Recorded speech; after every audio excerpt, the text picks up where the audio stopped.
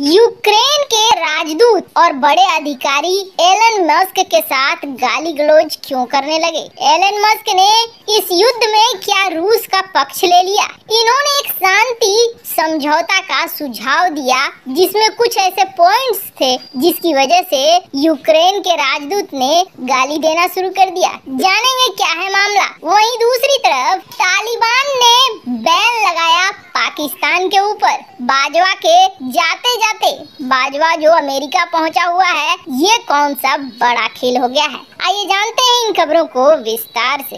भारत ने ना एक ऐसा कदम उठाया अफगानिस्तान में जो बेहद जरूरी था और आप सचमुच भारतीय कूटनीति के कायल हो जाएंगे। जानेंगे भारत ने आखिर क्यों कदम उठाया था अफगानिस्तान में। पर उससे पहले आप जानिए, आपको याद होगा रूस यूक्रेन का वो युद्ध जब शुरुआती दिनों में रूस ने साधा था यूक्रेन के इंटरनेट संसाधन को बंद करने के लिए और ऐसे जगह हमले किए थे जो खास तौर पर संचार को रोके। स्थिति ऐसी बन गई यूक्रेन के लिए कि इंटरनेट का इस्तेमाल करना मुश्किल हो गया। तब यूक्रेन को एलन मस्क ने दिया था स्टारलिंक और इसके लिए यूक्रेन के राष्ट्रपति ने खुद एलन मस्क से बात की थी। पर अब उसी एलन मस्क के ऊपर गुस्सा फूट रहा है और गाली गलौज पर उतर आए यूक्रेनी। हो क्या रहा है? हो ये रहा है कि एलन मस्क ने एक ट्वीट किया। ये जो मस्क का ट्वीट है ये आप देख सकते हैं। इसमें उन्होंने सुझाव दिया कि यूक्रेन और रूस के बीच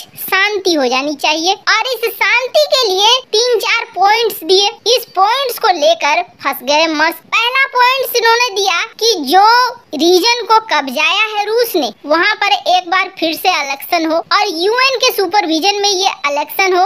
अगर वहाँ के लोग चाहते हैं कि यूक्रेन में ही मिलना है तो रूस को छोड़ देना चाहिए। रूस को वहाँ के लोगों के इच्छा पर रहने देना चाहिए। वहीं दूसरी तरफ हमें मान लेना चाहिए कि क्रीमिया रूस का पार्ट है और ये करीब 1783 से रूस का ही हिस्सा था। क्रीमिया में पानी की सप्लाई बराबर होनी चाहिए और यूक्रेन को न्यूट्रल होना चाहिए, यानी यूक्रेन को न तो नाटो में शामिल होना चाहिए, न तो पश्चिमी देशों के साथ होना चाहिए और न ही रूस के साथ होना चाहिए। मतलब उनके कहने का ये था कि जो इस वक्त स्थिति है वो नाटो की वजह से, जो यूक्रेन ने फैसला लिया था नाटो में शामिल होने का, उसकी वजह से तैयार हुआ है, वो बंद हो। अब हालात ऐसे हो गए कि एलन मस्क ने इस तरीके का एक पोल निकाला और इस सुझाव से ही इतना नाराज हो गया यूक्रेन का राजदूत जो जर्मनी में है, उसने गाली गलौज देना शुरू कर दिया। ये देख सकते हैं आप। आगे धमकाते हुए उन्होंने ये भी कह दिया कि अब कोई भी यूक्रेनी नागरिक आपकी टेस्ला को नहीं खरीदेगा।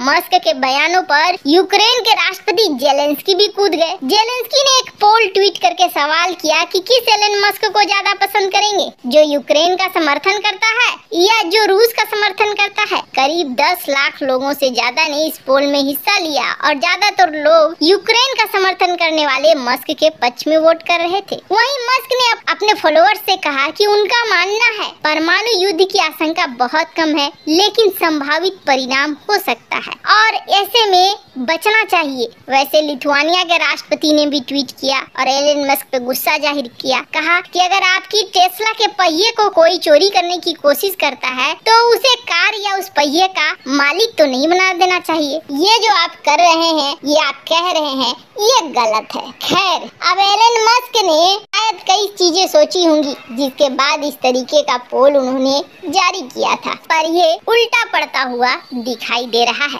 खैर, जहाँ ये एक तरफ हो रहा है ना, तो वहीं दूसरी तरफ आप भारत के लिए बहुत अच्छा ये जरूर फील करेंगे। अभी हाल ही में पाकिस्तान के ऊपर गाज गिरी। हो क्या रहा था? हो ये रहा था अफगानिस्तान में लोग, आम लोग भी पाकिस्तानी रुपया कुछ खरीद में भी, डेली यूज की चीजों में, सब्जी खरीदा पाकिस्तानी रुपया दे दिया, दूध खरीदा पाकिस्तानी रुपया दे दिया। एक तरीके से ऐसा लग रहा था जैसे अफगानिस्तान के कई इलाकों में पाकिस्तानी रुपया ही चल रहा है। दरअसल पाकिस्तान ने बहुत सारे ख्वाब पाल के रखे हुए थे कि अफगानिस्तान में तालिबान का राज आएगा तो एक तरीके से अफगानिस्तान में पाकिस्तान की हुकूमत हो जाएगी। स्थिति ऐसी हो रही थी कि उन्हें लग रहा था कि अफगानिस्तान में तालिबान नहीं बल्कि पाकिस्तान बैठ रहा है और उसका शासन आ रहा है। पर अभी हाल के दिनों में दोनों के बीच रिश्ते बहुत खराब हो गए और ये रिश्ते इस हद तक अल जवाहिरी के बाद खराब हो गए कि अब पाकिस्तान के ऊपर तालिबान का भरोसा नहीं रह गया है। तालिबान का कहना है कि अल जवाहिरी को मरवाने के लिए, अपने एयर स्पेस को देने के लिए और जानकारी देने के लिए बहुत ज्यादा पैसे लिए हैं अमेरिका से पाकिस्तान ने।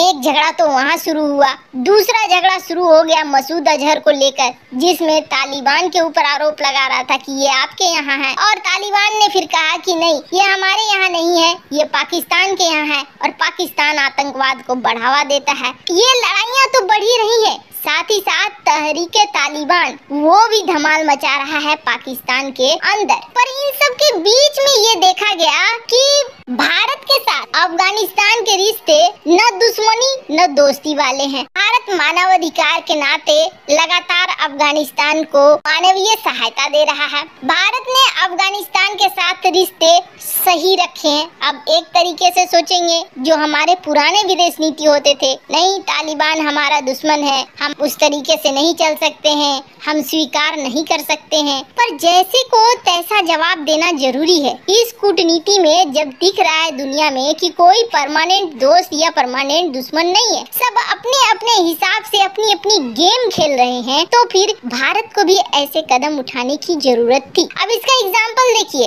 अभी अमेरिका क्या कर रहा है, F-16 और पाकिस्तान के साथ मिलने मिलने की कोशिश कर रहा है। बाजवा पहुंचा हुआ है अमेरिका, बाजवा अमेरिका पहुंचा हुआ है तो किसी न किसी खास मकसद से पहुंचा होगा। ISI और CIA के बीच जो एक संचार के लिए बनाया गया था सेंटर, वो सेंटर ट्रंप के आने के बाद खत्म हो गया था, लेकिन उस सेंटर को फिर से बहाल कर दिया गया है। अब कथित तौर पर अमेरिका बहुत तरह की मदद भी पाकिस्तान को देना चाह रहा है। मतलब अमेरिका भारत के खिलाफ प्लान बी इस्तेमाल कर रहा है कि भारत को काउंटर करना है, भारत से अपनी बात मनवानी है तो हमें पाकिस्तान को जिंदा रखना होगा। तो ऐसे हालात में हमारे लिए काम कौन आएगा? हमारे लिए काम आएगा अफगानिस्तान। रणनीतिक रूप से दुश्मन का दुश्मन दोस्त होता है और सेंट्रल एशिया का ये देश बहुत अहम भूमिका निभाएगा भारत के लिए। खैर, अभी तालिबान ने क्या किया है, पाकिस्तानी करेंसी को बैन कर दिया है और कहा है कि 5 लाख से ज्यादा अगर किसी के पास, किसी ट्रेडर यानी व्यापारी के पास पैसे ज्यादा मिलते हैं पाकिस्तानी, तो उन्हें कानूनी प्रक्रिया से गुजरना हो जाएगा, यानी सजा मिलेगी। अब तालिबान की सजा कैसी होती है आपको पता ही है, मतलब पाकिस्तान के ऊपर एक नया गाज गिरा। वैसे अफगानिस्तान में भारत जो कूटनीति चल रहा है, क्या वो सही है या नहीं? कमेंट कर अपनी राय जरूर बताएं।